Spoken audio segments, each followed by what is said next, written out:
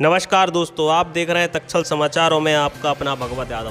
कार्यकर्ताओं की बैठक लेने गुना शिवपुरी कांग्रेस लोकसभा प्रत्याशी यादवेंद्र सिंह यादव और जयवर्धन सिंह पहुंचे शिवपुरी। भाजपा पर बोला जुबानी हमला। आपको बताते चलें, कांग्रेस पार्टी के दिग्गज नेता दिग्विजय सिंह के पुत्र जयवर्धन सिंह और गुना शिवपुरी कांग्रेस पार्टी के लोकसभा प्रत्याशी यादवेंद्र सिंह यादव आज शिवपुरी पहुंचे, जहां उन्होंने सगुन वाटिका में कार्यकर्ताओं की बैठक ली एवं मीडिया से चर्चा करते हुए बताया कि इस बार वह मध्य प्रदेश में 14 से 15 सीटें जीतेंगे। वहीं उन्होंने ईवीएम पर भी शंका जाहिर करते हुए कहा कि जब मोबाइल फ़ोन हैक हो सकता है तो ईवीएम क्या चीज़ है, वह भी एक इलेक्ट्रॉनिक उपकरण है, वह भी हैक हो सकता है। वहीं उन्होंने भाजपा पार्टी एवं ज्योतिरादित्य सिंधिया पर जमकर जुबानी हमला भी बोला। शिवपुरी से अरशद अली की रिपोर्ट। करें, सब में सकारात्मक ऊर्जा भरे और मिलकर आगे काम करें, क्योंकि इस बार जैसा यादवेंद्र सिंह जी कह रहे थे, जनता चाहती है कि जो लोग सोच सकते हैं दल बदल कर वो वापस राज कर सकते हैं, वो भ्रम मिटाना है, ये हमारा प्रयास रहेगा। कितनी सीटें कांग्रेस जीत सकती है? हमें उम्मीद है कि इस बार जो हमें विशेषकर अगर हम देखें तो चंबल कोल्वे में जो इस बार माहौल दिख रहा है, उसके साथ साथ अगर हम देखें तो विधानसभा चुनाव में भी अधिकतर जो आदिवासी सीट है वहाँ हमें जीत प्राप्त हुई थी। हमें हमारा अनुमान है कि 14-15 सीट हम इस बार जीत सकते हैं। जब ईवीएम पे ही आपको शक है तो फिर चुनाव कैसे स्पष्ट होगा? देखिए, मैंने ये बात स्पष्ट कही है मेरे भाषण में कि आज के ज़माने में जब AI के माध्यम से, टेक के माध्यम से आईफोन जैसी चीज़ें हैक हो रही हैं तो ईवीएम क्या है। लेकिन मैंने ये भी कहा है कि मैं इस बात पर विश्वास करता हूँ कि जो हमारे नियंत्रण में है हम उस पर ध्यान दें। मैंने स्पष्ट निर्देश दिया है कार्यकर्ताओं को, सभी को, कि हमें इस बात पर प्रयास करना चाहिए है कि जो हमारी तैयारी है हर पोलिंग बूथ पर वो मजबूत हो। हमारे नेता कार्यकर्ता अपने स्तर पर पूरी कर्मठता के साथ खड़े रहें, हर मतदान केंद्र पर इस बात सुनिश्चित करें कि जो हमारे मतदाता है वो बूथ तक पहुँचे। पंजे के पक्ष में, यादवेंद्र सिंह जी के पक्ष में, राहुल गांधी जी के पक्ष में, खड़गे जी के पक्ष में वोट करें, ये हमारा प्रयास रहेगा।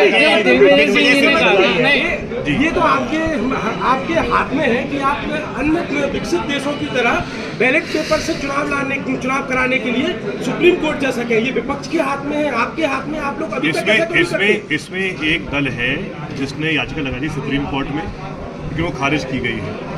उसमें अनेक प्रोफेशनल्स हैं जिन्होंने इस पर याचिका लगाई थी, लेकिन शायद 1 महीने पहले की बात है कि वो खारिज हो गई थी याचिका। लेकिन हम फिर भी इसमें प्रयासरत रहेंगे आगे के लिए भी कि कहीं ना कहीं जैसा आपने फरमाया कि हर विकसित देश में भी ईवीएम का उपयोग नहीं किया जा रहा है।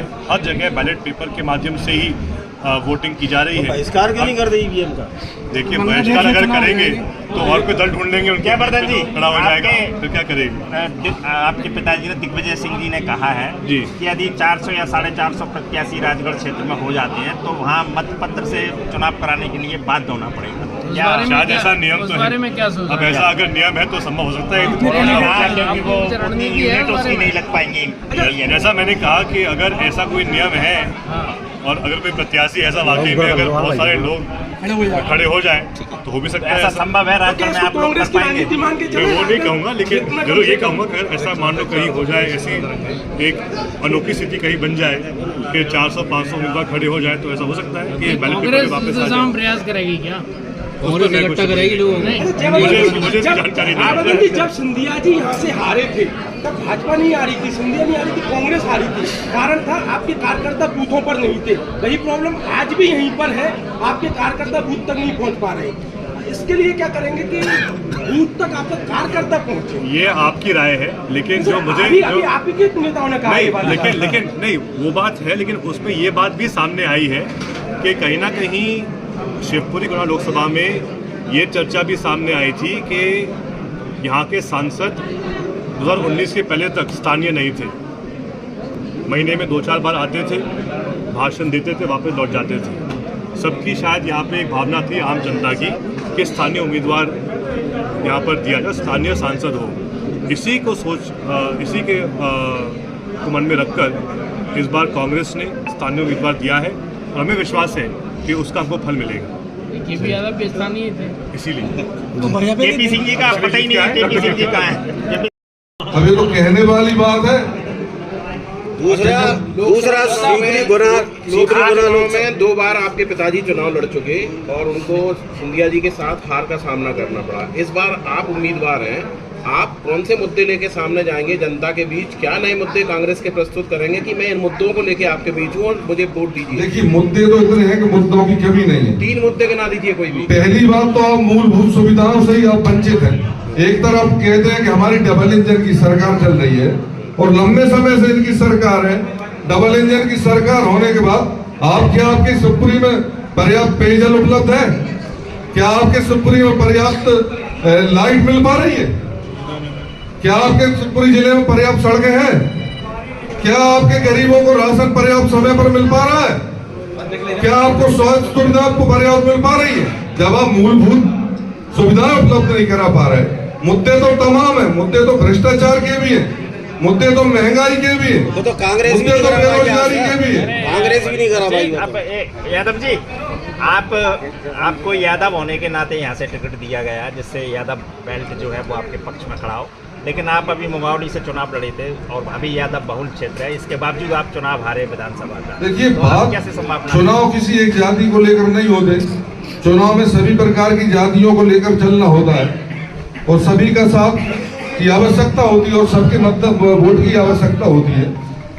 और मैंने अभी बताया कि किस तरह से धोखाधड़ी से किसानों को, युवाओं को, माता बहनों को, चाहे आप 2700 रुपए कुंटल गेहूं की बात करके, चाहे 3100 रुपए में गेहूं धान खरीदी की बात करके, चाहे 450 रुपए में माताओं बहनों को सिलेंडर का लालच दिखा के, चाहे युवा बेरोजगारों को नौकरी देने का झांसा देकर ये झूठ बोलकर वोट लिए और जनता इनकी मीठी मीठी बातों में लग गई और जनता को इन लोगों ने ठग लिया। परंतु काठ की हांडी बार बार नहीं चढ़ती, चूल्हे पर एक ही बार चढ़ती है।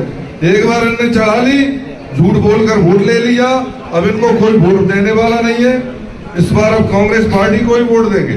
सिंधिया जी कह रहे हैं, अरे सिंधिया जी कह रहे हैं कि मैंने मक्का जाल फैला दिया पूरे में, उसमें से कैसे निकलोगे आप? सिंधिया जी कह रहे हैं मैं मकड़ी हूँ। अब ये तो सिंधिया जी पर जाने कौन से मकड़ी है, आप कैसे निकलोगे जाल में से? आप कोई और दूसरे जानवर है, हम तो भैया इंसान है। अब वो इसका जवाब वही दे पाएंगे। जाल आपको कोई प्लानिंग है जाल में से निकलने की? देखिए, हमारे लिए तो जनता एक मतदाता कांग्रेस पार्टी के लिए तैयार खड़ा है और मुझे लग रहा है उनके बनाए हुए जालों में वो खुद ही फंसेंगे।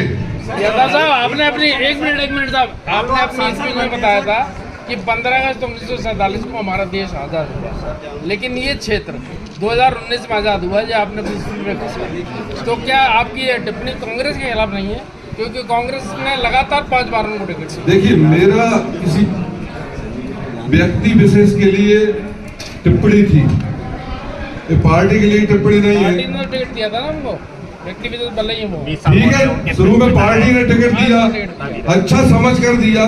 किसी भी बात व्यक्ति पर पहली बात तो भरोसा करा जाता है, परंतु जब व्यक्ति जनता की उम्मीदों पर खरा नहीं उतरता और जनता का शोषण करने लगता है तो फिर अलग स्थिति हो जाती है।